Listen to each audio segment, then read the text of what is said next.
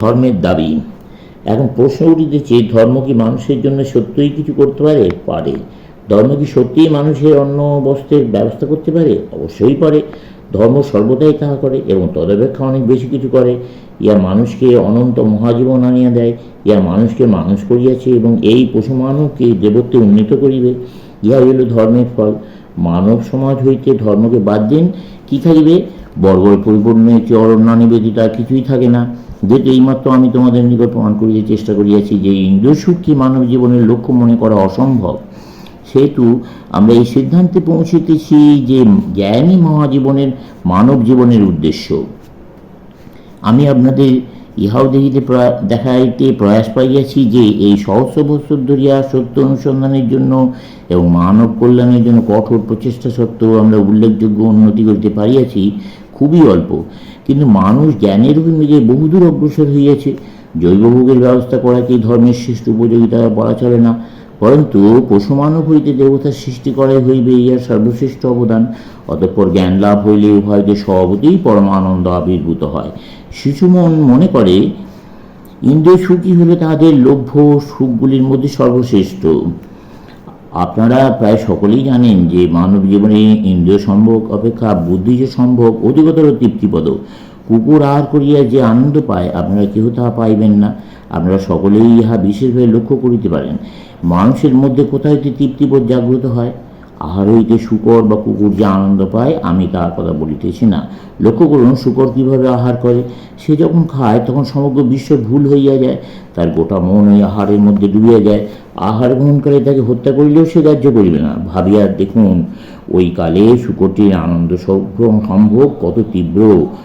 কোনো মানুষেরই তীব্র সম্ভোগ অনুভূতি নাই। মানুষের সে অনুভূতি কোথায় গেল? মানুষ ইহাকে বুদ্ধিজীবী পরিণত করিয়াছে।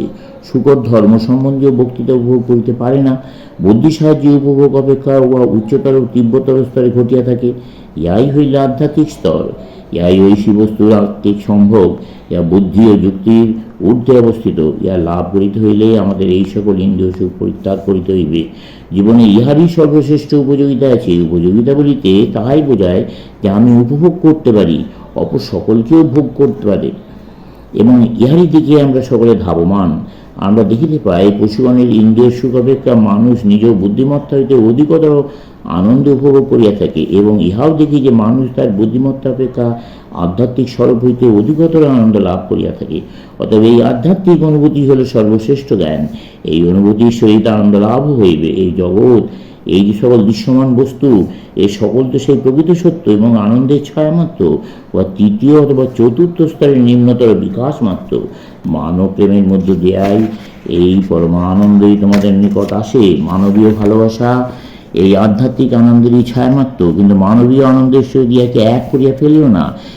এই একটি বড় রকমের ভুল সর্বদাই হইতেছে। আমরা প্রতি মুহূর্তে আমাদের এই দৈহিক ভালোবাসাই মানবীয় প্রেম, এই তুচ্ছ সসীমের প্রতি আকর্ষণ, সমাজের অন্তর্গত অপরাপর মানুষের প্রতি এই বিদ্যুৎ সদৃশ আকর্ষণকে আমরা সর্বদাই পরমানন্দ বলিয়া ভুল করিতেছি।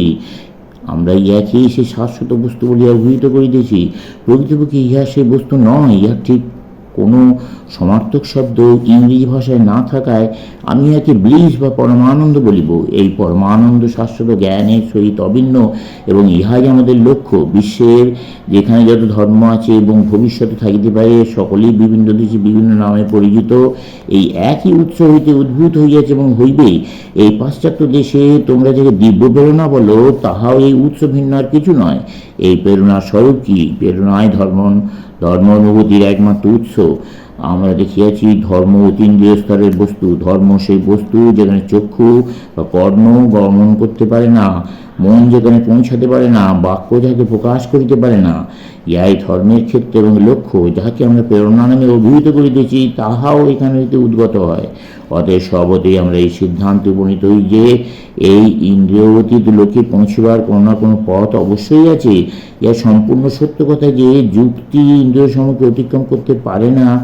সমস্ত যুক্তি ইন্দ্রিয়ের পরিধির মধ্যে, ইন্দ্রিয় বিষয়ের মধ্যে সীমাবদ্ধ। ইন্দ্রিয়গুলি যে সকল তথ্যে উপস্থিত হইতে পারে যুক্তি তাহারই ভিত্তিতে গড়িয়া ওঠে। কোনো মানুষ কি ইন্দ্রিয়ের সীমা অতিক্রম করতে পারে? কোনো মানুষ কি এই অজ্ঞেয়কে জানিতে পারে? এই একটি প্রশ্নের ভিত্তিতে ধর্ম সম্বন্ধীয় সকল প্রশ্নের সমাধান করিতে হইবে। ইতপূর্বে তাহাই করা হইয়াছে। স্মরণাতীত কাল হইতে সে দুর্ভেদ্য প্রাচীর ইন্দ্রিয়ের বাধা বিদ্যমান রহিয়াছে। স্মরণাতীত কাল হইতে শত সহস্র নরনারী এই প্রাচীর ভেদ করিবার জন্য সংগ্রাম করিয়াছে। লক্ষ লক্ষ মানুষ অকৃতকার্য হইয়াছে, অপরদিকে লক্ষ লক্ষ মানুষ কৃতকার্য হইয়াছে। ইহাই হইল জগতের ইতিহাস। আবার আরো লক্ষ লক্ষ মানুষ আছে যারা একথা বিশ্বাস করে না যে সত্যই কেহ কখনো কৃতকার্য হইয়াছে। ইহারাই পৃথিবীর আধুনিক সন্দেহবাদী সেপটিক্স। মানুষ চেষ্টা করলে এই প্রাচীর ভেদ করিতে পারে। মানুষের মধ্যে কেবলমাত্র যে যুক্তি আছে তাহা নয়, কেবলমাত্র ইন্দ্রিয় সমূহ আছে তাহা নয়, তাহার মধ্যে আরো অনেক কিছু আছে যা ইন্দ্রিয়ের অতীত। আমরা এই কথা একটু ব্যাখ্যা করিতে চেষ্টা করিব। আশা করি তোমরাও অনুভব করিতে পারিবে যে ইহা তোমাদের মধ্যেও আছে। আমি যখন আমার হস্ত সঞ্চালন করি তখন অনুভব করি এবং জানি যে আমি হস্ত সঞ্চালন করিতেছি। ইয়াকে আমরা চেতনা বলি। আমি এ বিষয়ে সচেতন যে আমি হস্ত সঞ্চালন করিতেছি, আমার হৃৎপিণ্ড স্পন্দিত হইতেছে, সে বিষয়ে আমি সচেতন নই। তথাপি আমার হৃৎপিণ্ড কে সঞ্চালন করিতেছে? ইহাও অবশ্য সেই একই সত্তা হইবে। সুতরাং আমরা দেখিতেছি যে যে সত্তা হস্ত সঞ্চালন ঘটাইতেছে, বাক্য স্ফুরণ করাইতেছে, অর্থাৎ সচেতন কর্ম সম্পন্ন করিতেছে, তাহাই অচেতন কার্য সম্পন্ন করিতেছে। অতএব আমরা দেখিতেছি যে এই সত্তা উভয় স্তরে কার্য করিতে পারে, একটি চেতনা স্তরে, অপরটি তাহার নিম্নবর্তী স্তরে। অবচেতন স্তর হইতে যে সকল সঞ্চালন ঘটে সেগুলিকে আমরা সহজাত বৃত্তি নামে অভিহিত করি, এবং যখন সেই সঞ্চালন চেতনা স্তর হইতে ঘটে তখন আমরা তাকে যুক্তি বলি। কিন্তু আরেকটি উচ্চতর স্তর আছে, তা মানুষের অতিচেতন স্তর।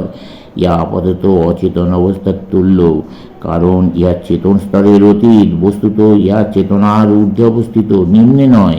ইহা সহজাত বৃত্তি নয়, ইহা দিব্য প্রেরণা। ইহার সপক্ষে সমান আছে সমগ্র জগতে যে সকল অবতার পুরুষ সাধক জন্মগ্রহণ করিয়াছেন তাহাদের কথা স্মরণ করুন। ইহা সর্বজন বিদিত যে তাহাদের জীবনে এমন সব মুহূর্ত আসিয়াছে যখন আপাত দৃষ্টিতে তাহাদিওকে বাহ্য জগৎ সম্পর্কে অচেতন বলিয়া মনে হয়। অতঃপর তাহাদের ভেতর হইতে যে জ্ঞান রাশি উৎসাহিত হয় সে সম্বন্ধে তাহারা বলেন উহা তাহার অতিচেতন স্তর হইতে পাইয়াছেন। সক্রেটিস সম্বন্ধে কথিত আছে যে তিনি যখন একদা সৈনিক দলের সহিত চলিতেছিলেন তখন অতি সুন্দর সূর্যোদয় হইতেছিল। ওই দৃশ্য দেখে তার মনে কি এক চিন্তা প্রবাহ শুরু হইল, যাতে তিনি উক্ত স্থানে রৌদ্রের মধ্যে বাহ্য জ্ঞান হারাইয়া একাধিক্রমে 2 দিন দাঁড়াইয়া রহিলেন। এই সকল মুহূর্তে জগৎকে সক্রিয়টিসীয় জ্ঞান প্রদান করিয়াছে।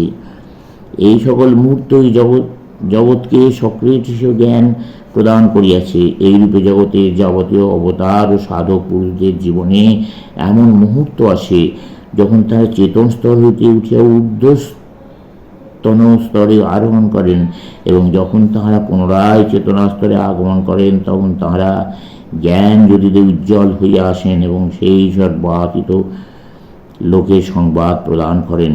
ইহারা এই জগতের দিব্যভাবে আরূঢ় ঋষি। কিন্তু এখানে একটি বড় বিপদ রইয়াছে। অনেকেই দাবি করতে পারেন যে তাহারা দিব্যভাবে অনুপ্রাণিত। প্রায় এইরূপ দাবি শোনা যায়। এই বিষয়ে পরীক্ষার উপায় কি? নিদ্রার সময় আমরা অচেতন থাকি। ধরুন একটি মূর্খ নিদ্রামগ্ন হইল, 3 ঘন্টা তাহার সুনিদ্রা হইল। যখন সে উক্ত অবস্থাতে ফিরিল সে যে বোকা, সে বোকাই রইয়া গেল, যদি না তাহার আরও অবনতি হইয়া থাকে। এদিকে নাজারাতে যিশু দিব্যভাবে আরূঢ় হইলেন। তিনি যখন ফিরলেন তখন তিনি যীশু খ্রিস্টে পরিণত হইয়া গেলেন। এখানেই যা কিছু প্রভেদ। একটি হলো দিব্য প্রেরণা, অপরটি হলো সহজাত প্রবৃত্তি। একজন শিশু, অপরজন প্রবীণ অভিজ্ঞ ব্যক্তি। চলবে।